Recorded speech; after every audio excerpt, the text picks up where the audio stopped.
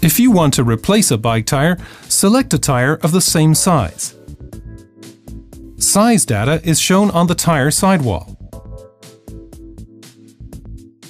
Before mounting or removing a wheel, read the wheel manufacturer's instructions and get to know the release mechanism. Check the state of the rim and the rim strip. The rim strip must completely cover the rim base. When mounting the tire, make sure that nothing gets inside the tire, sand, stones, etc., that could damage the tube. For this reason, it's good to always place the tire and the wheel on a clean surface. Pay attention to the tire's specified direction of rotation, as indicated on the tire sidewall. Place one flange of the rim in the tire. Use your thumb to press this side completely over the flange of the rim. This should be possible with every rim without your having to use any tools. Keep in mind that tubes also age. For that reason, you should mount a new tube when you mount a new tire. Unscrew the valve cap and the lock nut from the valve.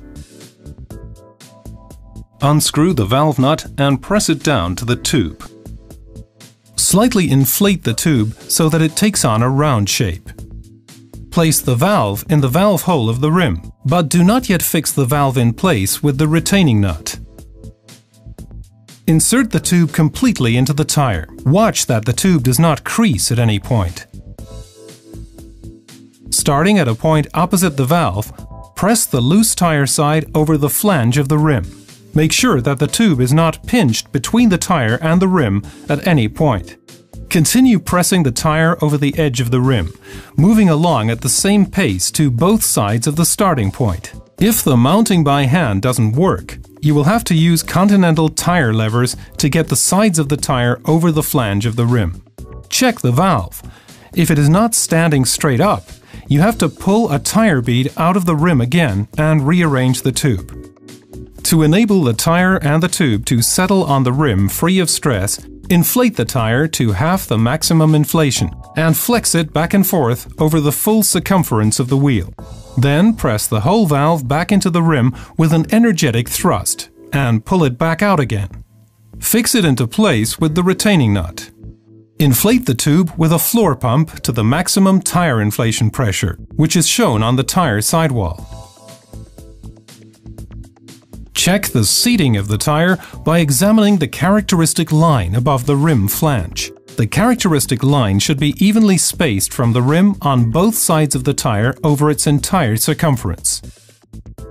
To adjust the tire for optimum use, taking into account the weight of the cyclist and the surface cycled on, you can reduce the operating pressure of the tire from maximum inflation pressure. There is a list in the FAQs under www.conti-bicycletires.com. Never inflate your tire beyond the maximum permitted pressure. The tire could pop off the rim or blow out while you're cycling. Insufficient pressure can cause pinching of the tire.